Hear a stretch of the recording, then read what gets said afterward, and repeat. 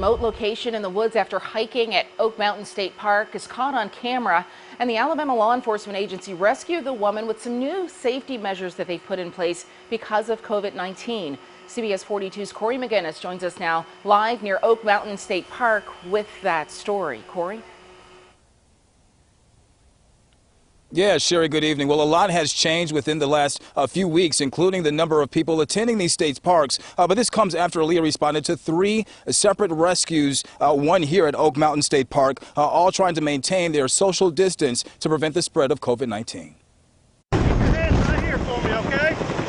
ALEA Aviation Crews just released this video of a daring rescue taking place in Oak Mountain State Park, where a female hiker had fallen and injured her ankle.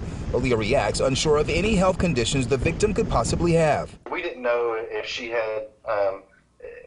has the symptoms or anything like that. Corporal Kent Smith with ALEA was in the helicopter at the time and says the agency has enacted some changes since the coronavirus pandemic. Our guy actually put a mask on, which is not normal for us. Normally we bring them inside the aircraft, but because of this situation, we only lifted her right to the edge of what we call the skids on the platform. All to maintain the best distance they possibly can. In the wake of Governor Kay Ivey's stay-at-home order, most of Alabama's state parks remain open. I've seen an increase just myself, just from the air.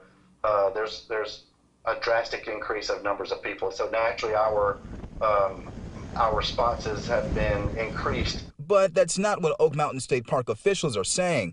We received this statement from the park, quote, "While we have had a couple of recent instances where park guests needed assistance, these instances are not outside the norm for what the park experiences in a given year." Further, park visitation has decreased since the governor's and public health director's stay-at-home order went into effect on Saturday, April 4th, end quote. Meantime, Smith urges hikers to know what areas they go into so they're aware of the dangers that come along with it.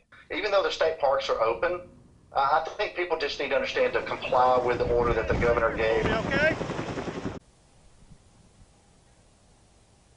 Now, the governor's stay-at-home order is effective until April 30th. That's the end of the month. Violators can face up to a $500 fine. We're live in Shelby County. Corey McGinnis, CBS 42 News. Local coverage you can count on.